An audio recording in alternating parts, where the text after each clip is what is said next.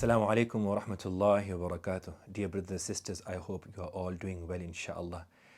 This is a quick response to Shaykh Abu Usamah At-Thahabi. Shaykh Abu Usamah At-Thahabi is a reputable scholar who is residing here in the UK. I came across one of his clips, somewhat problematic, in which he accuses the great Shaykh Mahmud Effendi, rahimahullah, who recently passed away in Turkey, that he committed shirk, kufr, and that he would actively encourage people to doubt the Quran. Watch the following clip. There was one of the really famous Sufi people died in Turkey recently. President came to his funeral. Tens of thousands of people came to his funeral. And the man was teaching people shirk and kufr. He was encouraging people to doubt the Quran. But that was the one who gets a big funeral procession. Brothers and sisters, as you can see, Shaykh Abu Usamah, with all due respect, quite audaciously is claiming three independent claims regarding Shaykh Mahmud Effendi. Number one, that he committed shirk. Number two, that he committed kufr, disbelief. And number three, that he would encourage people to doubt the Quran. And now, my dear brothers and sisters, I have respect for Shaykh Abu Usamah. He is senior in knowledge and in age. But using this sort of a divisive language, it causes feud, conflict, division within the Muslim Ummah, especially when it's not based on sound evidences, cogent evidences. And let me remind everyone, shirk, accusation of a shirk is the greatest accusation one can make. The Quran says, "Inna shirka la dhulmun azim." Indeed, shirk is the greatest oppression, greatest form of transgression and dhulm. Now, Shaykh Abu Usamah has made three claims. Number one, that Shaykh Mahmud Effendi committed kufr, shirk, and he was encouraging people to doubt the Quran. These are traits of a kafir. I'm not saying Shaykh Abu Usamah did takfir, but this is a tacit takfir, because a person who encourages people to doubt the Quran can only be a kafir, one who does not believe in the Quran, like an Orientalist or an ex-Muslim or an Islamophobe. So my humble request to Shaykh Abu Usamah is, with all due respect, I'm considering his age, his knowledge, and the fact that he is senior in da'wah, and mashallah, he is much older than us, that he needs to provide evidence for these bold claims. As per hadith, al-bayyinatu al-mudda'i, the onus of evidence is on the one who makes the claim. Shaykh Abu Usamah has made the claim. Just to also clarify, people might think that he did not mention Shaykh Mahmud's name. That is correct, but the clip is very clear, and the application can only be Shaykh Mahmud, because he is the only one that's recently passed away in Turkey, who had a very large funeral. Even the president attended his funeral, etc. So it's very clear from the context that he is referring to Shaykh Mahmud, because any other personality is not possible. So yes, back to what I was saying.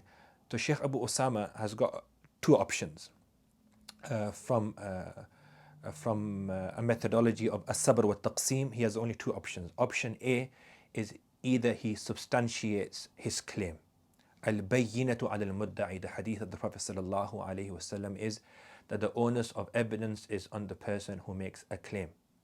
It is from a legal and jurisprudential perspective, is imperative and necessary that Shaykh Abu Usamah provides evidence defining what kufr and shirk is, because kufr and shirk has a very specific, a very clear definition, a very vivid definition. He has to define what kufr and shirk is, and then provide evidence that Shaykh Mahmud, may Allah have mercy on him, actually committed these crimes, and also encourage people to doubt the Quran.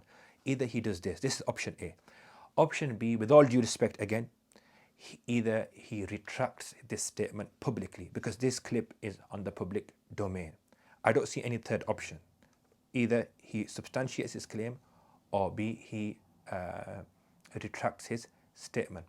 I also want to add that there is a negative connotation regarding tasawwuf and Sufia amongst the Salafi clergy, and I understand this. But to generalize and to malign and marginalize an entire group because of the action of a few videos that you might have seen on YouTube is methodologically, epistemically incorrect, And this is not the way of a believer. This is not the way of a Muslim. This is, and dare I say, this is the way the way of Tommy Robinson, who judges the entire Muslim ummah because of the action of a few Muslims. When we talk about Sufis or Tasawwuf, we are talking about the noble, righteous people. Like when we talk about the Muhaddithun, we're not talking about all of the Muhaddithun, including the pathological liars. We are talking about Imam Bukhari, Muslim, Tirmidhi, etc. Likewise, when we talk about the Fuqaha, we're not referring to every single faqih and mufti who gives, spurious and dodgy fatwas. Rather, we are talking about Imam Abu Hanifa, Imam Malik, Shafi'i, Ahmad bin Hanbal, rahimahumullah ta'ala. Likewise, when we talk about Sufi and Tasawwuf, we're talking about the righteous amongst them, Junayd al-Baghdadi, Fudayl bin Iyad, etc. Rahmatullahi alayhim ajma'een. And I also make this humble request to Shaykh Abu Usamah that if he wants to sit down, inshallah, and talk about Tasawwuf and Sufism in the light of Quran and Sunnah, I'm willing to have this discussion. This discussion, inshallah, can be public or private, depending whatever the Shaykh decides, inshallah. I will let him make the decision. And people like Hafiz ibn Qayyim, rahmatullahi alayh, whom the Salafis, they greatly admire and revere, he has written a full book on Tasawwuf. Madarij al-Salikin bayna manazil iyyaka na'budu wa iyyaka nasta'in, in 3 volumes, where he's defended the concept of Tasawwuf and Sufism. Likewise, Shaykh al-Islam ibn Taymiyyah has dedicated an entire chapter inside his Majmu' al-Fatawa on Tasawwuf. So these discussions are there that we can have, inshallah. Again, may Allah subhanahu wa ta'ala bless the Shaykh. This is not a personal attack, but I think we have the right for this clarification, since he's using such divisive language which can cause a lot of problems, and especially regarding a scholar whom the people of Turkey know, and those students of knowledge that have studied in Turkey and have been to Turkey. Shaykh Mahmud Effendi rahimahullah, he revived, revolutionized a liberal, secular society in the midst of kufr. MashaAllah, now you see areas in Istanbul where people are acting upon the Sunnah. MashaAllah, they're learning the Quran and Sunnah. So a person who commits kufr and shirk and actively calls the ummah to doubt the Quran, it is inconceivable, and one cannot fathom that from such a person, there'll be so much khair and goodness. We'll leave it here, inshallah. I look forward to the Shaykh's response, inshallah, and even a dialogue and discussion would be really good, inshallah. Jazakumullah khairan. May Allah bless you all for listening to this. Barakallahu feekum bikum. Wassalamu alaikum wa rahmatullahi wa barakatuh.